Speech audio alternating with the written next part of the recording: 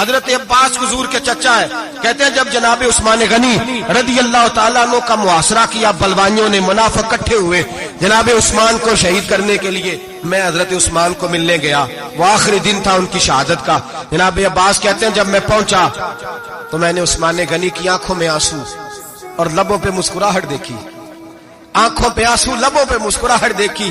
میں نے کہا عثمان کیا ہوا؟ تو کہنے لگے بس عباس موج لگ گئی ہے، آج میری شہادت ہو جائے گی۔ میں نے کہا کیا ہوا؟ کہنے لگے ابھی ابھی میں سویا تھا، اس گلی میں میں نے مدینے والے محبوب کا دیدار کیا ہے، یہاں میں نے حضور کے جلوے دیکھے ہیں۔ فرمایا میں نے بتایا کچھ نہیں، نبی پاک نے خود ہی پوچھا ہے عثمان 40 دن کے پیاسے ہو؟ بے خبر ہو جو غلاموں سے وہ آقا کیا ہے، 40 دن کے پیاسے ہو؟ میں نے کہا سونیا بڑی تکلیف میں ہوں۔ کہا بھوکے بھی ہو؟ یا رسول اللہ کئی دنوں سے انہوں نے روٹی نہیں پہنچنے دی۔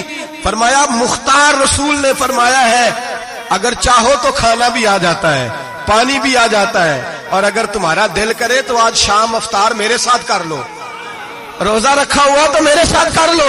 عثمان غنی کہنے لگے میرا رسول تو یہ بھی جانتا ہے کہ میں پیاسا ہوں، یہ بھی جانتا ہے میں بھوکا ہوں، یہ بھی جانتا ہے میں نے روزہ رکھا ہوا ہے۔